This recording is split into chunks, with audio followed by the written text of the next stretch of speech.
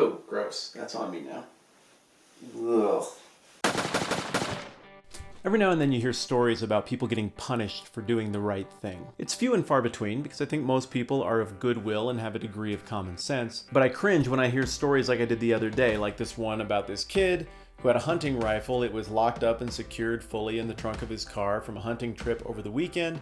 He went to school on Monday, realized it was in there. The school had really stressed, if you're aware of anybody with a weapon on or around campus, you gotta tell somebody. So he went and told someone in authority, hey, I did this, I'm going to go get in the car and drive this home right now. And then he got expelled.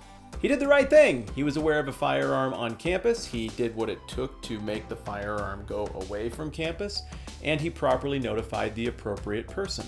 Now, whether you think those kind of rules are dumb or not, it seems like he was really following both the letter and spirit of the law after having made a very innocent mistake. And when you hear stories about people being irrationally and unjustly punished in situations like this, I think it offends most of our senses of justice. Well, if you have a healthy sense of justice, whether you like what you're hearing about in this story and acts or not, you're going to be appalled by what happens next, because it's a Travis sham mockery. We're in Acts chapter 6, verses 8 through 15. You can read that right now if you would like to, or I can break it down into teeny tiny little parts as we go along. Before we get into verse 8, the quick rundown on what we just got done with is that the disciples are back from being flogged, and they return to find out that there's a little bit of a logistical issue in the home church, that the Greek Jews are feeling a little bit discriminated against by the Jewish Jews, in that their widows are not being taken care of all the time in the food lines as the resources are redistributed to meet all the needs of the people in the spiritual community. So they go to Peter and John and say, could you do something about this? And they decide that the best course of action would be to ask the congregation to put their heads together, to pick some guys who are responsible and wise and clearly believers, to get some things organized up a little bit and make sure things are equitably distributed. The congregation picks a bunch of Greek Jewish believers, including Stephen, who we're going to read more about here in just a minute. The original disciples agree with the congregation's decision, and they affirm these new leaders and empower them to go and get cracking on the job they've been commissioned to do. And the net result of this whole endeavor that we just read about in verse 7 last time around is that it works. There's peace, there's unity, and we get back on track with everything. A little bit of organization goes a long ways toward the health of the church, and people from the outside continue to come to follow Christ, including religious believers from the Jewish establishment. That's where we pick it up today, verse 8.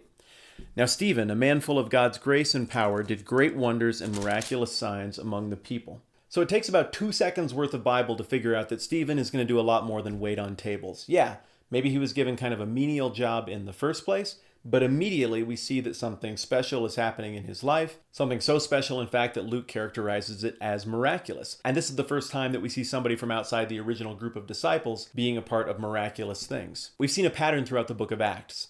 The disciples go and do some stuff that they think is the right play. Then God comes around and affirms that he is with them and present and that they made the right call. Here we see it again. The congregation put their heads together and said, we think Stephen would be the right kind of guy for this thing. And then God miraculously confirms that they picked the right kind of guy for this thing. But it's not just people within the church who notice what's going on in Stephen's life. It's also people from outside who aren't very happy about what they see. Verses 9 and 10. Opposition arose, however, from members of the synagogue of the freedmen, as it was called, Jews of Cyrene and Alexandria, as well as the provinces of Cilicia and Asia.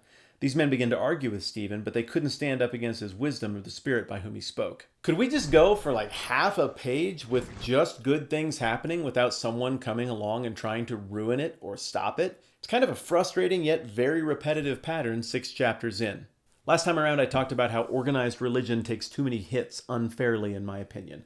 I also acknowledge that sometimes organized religion has it coming, and this would be one of those places where it has it coming. Surprise, it's religious people. Again! People who are supposed to know and get it. People who study this for a living. People who go to church. I mean, they go to this synagogue of the freedmen. Apparently they're around all the time, and they get together with people from different backgrounds, culturally and geographically, and they think about the scriptures and what the point of everything is.